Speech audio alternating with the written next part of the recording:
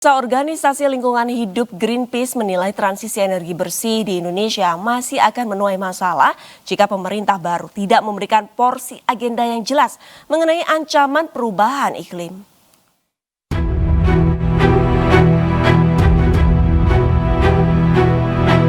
Cuaca panas terik yang melanda wilayah Indonesia belakangan ini menjadi bukti betapa ancaman perubahan iklim semakin nyata.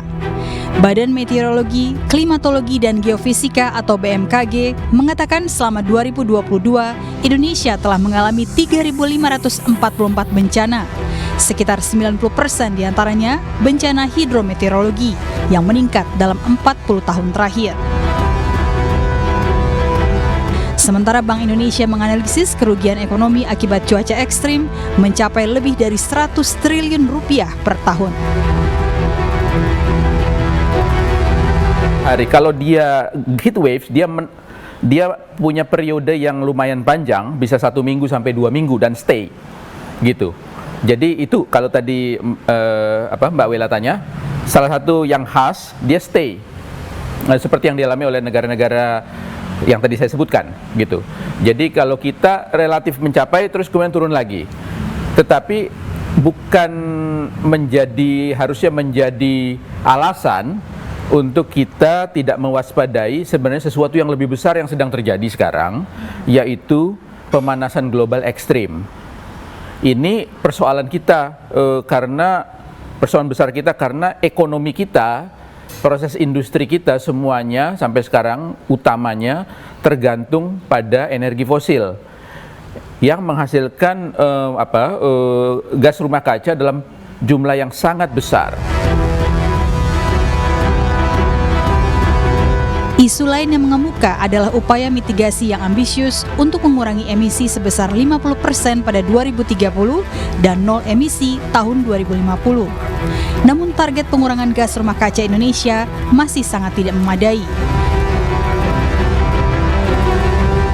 Greenpeace menilai 2 sektor penyumbang emisi terbesar di Indonesia adalah kebakaran hutan dan penggunaan energi fosil.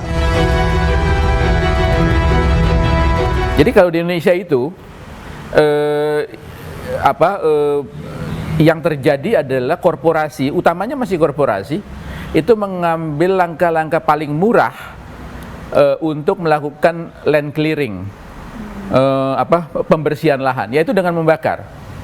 Dan itu kita tahu bahwa Ditjen Penegakan Hukum KLHK sudah bekerja selama beberapa tahun terakhir, tetapi kita melihat sebenarnya hukumannya belum sangat keras.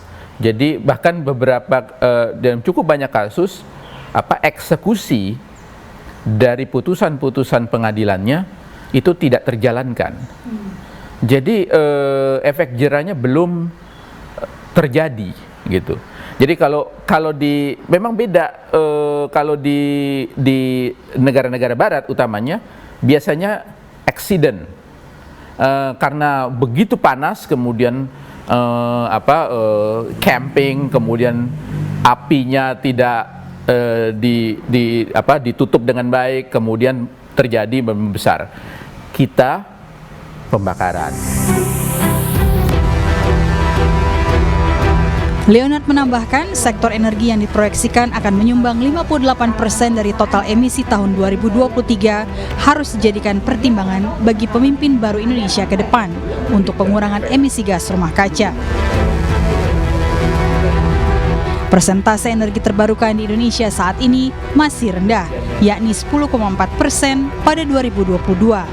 Sementara Indonesia harus mencapai target 34% energi terbarukan pada 2030, sesuai kesepakatan pendanaan Just Energy Transition Partnership atau JETP. Dari Jakarta, Wela Sherlita, Winar Dimas, iNews melaporkan.